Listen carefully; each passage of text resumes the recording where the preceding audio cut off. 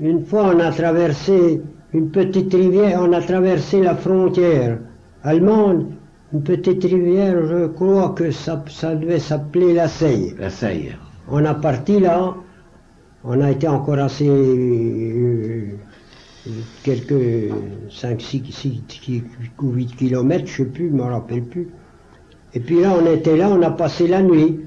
Et moi, je me rappelle avec un cuistot, tout le monde a essayé de dormir un peu, on était en Allemagne, mais moi, j'étais pas tranquille. On a fait la soupe avec j'ai fait la soupe avec un cuisinier, et puis, et le lendemain matin, on était obligé de partir. On avait bu le bouillon la nuit, la soupe au poteau au feu, et puis la nuit, il a fallu partir aussi vite, plus vite qu'on était arrivé, parce que ça allait mal. Là, on était cantonné on a rentré cantonné, on était dans un atelier de menuiserie, on couchait dans les copeaux. Enfin, on y a couché un peu pas mal de temps, on allait d'un côté, de l'autre, pour la surveillance un peu de tout. Et puis, on nous a emmenés, je ne me rappelle plus trop, assez loin de Nancy. On avait commencé à faire des tranchées, et puis au début, c'était pas très, ça allait pas trop, mais à la fin, on avait commencé à faire des tranchées, on a été là un certain temps, et puis quand le secteur a devenu calme, eh ben, on nous a remplacés par des troupes du Midi. Et puis là, ma foi, on a rentré au cantonnement, on allait faire encore de service d'un côté ou de l'autre. Et puis un beau matin, au réveil, là, on nous a dit, dans la nuit, on rassemble tous les chefs de section au rassemblement en bas, dans la nuit. Parfois on se lève. Les chefs de section, on se lève et puis il nous dit vous allez vous préparer, mais on embarque à 10 heures. 10 heures, nous l'a tout surpris. Et puis il a fallu faire. Et à 10 heures, on embarquait pour le Nord, sur Arras. Et nous, on était remplacés, comme ça commençait à être calme, et ben on nous remplaçait par des troupes où on n'avait pas l'air de compter trop dessus. Parce que ça commençait à être calme dans ce coin-là. Nous, on nous rembarquait le 20e corps, on était du 20e corps, on était la division de fer, alors on nous embarquait où c'était toujours le plus dur. Alors on nous embarque sur Arras. Alors, ma foi, on débarque à Arras, à Villers, ou Val, je ne me rappelle plus trop. Enfin, on débarque. En débarquant, ma foi, les habitants du coin étaient tout heureux de voir venir les troupes parce que ça allait mal dans le coin. Alors ils nous payaient la goutte. Je rappelle, on a descendu à une barrière, une barrière du chemin de fer, on nous offrait la goutte, on était heureux, et puis on nous a emmenés jusqu'à Villerval. Mais on a couché juste une nuit. Le lendemain matin, il a fallu arriver plus dans le front. On avait le régiment complet, et ma foi, il y avait des éclaireurs en tête. On s'arrive près de... je me rappelle plus du nom du pays, là. Soit. Les églises le nom du pays, je m'en rappelle plus. Enfin, on venait de Villerval pour arriver sur le secteur d'Arras. Il y avait un général en tête avec toute son escorte de dragons, il s'en mange dans... le nom du pays, je me rappelle plus, bon, ça c'est... c'est pas Verdrel, mais peut-être. Un nom quelconque, Verdrel ou je sais plus.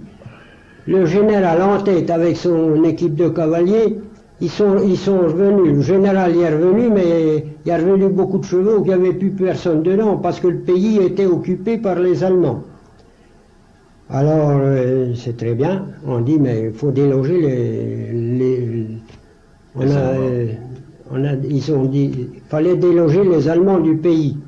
Et comme nous, on n'avait pas pris à Courbeseau, on était 21 et 22 compagnies qu'on était presque 5 tacs, on a dit, allez, 21 et 22, attaquer. Bon, on attaquait dans un terrain qui était aussi plat que la table, et les Allemands étaient dans le clocher du village avec des mitrailleuses. Ça fait que finalement, on a attaqué, mais on est revenu, moi, de ma compagnie, on est revenu 4. J'ai revenu, dans ma section, on était 4, et puis dans le reste du régiment, il restait le cuisinier qui était là, parce que les cuisiniers, dans ce temps-là, n'avaient pas de roulotte. Il était resté tout seul. Alors, moi, je suis revenu tout seul. C'est là que j'ai appris, en revenant, on s'est relevé, parce qu'on était dans un champ de betteraves, on avait gratté la terre et sa cuillère, on ne pouvait pas aller plus loin. On était déjà près du pays, je ne sais pas si ça devait être Verdrel, peut-être bien. On grattait la terre et sa cuillère pour se garantir.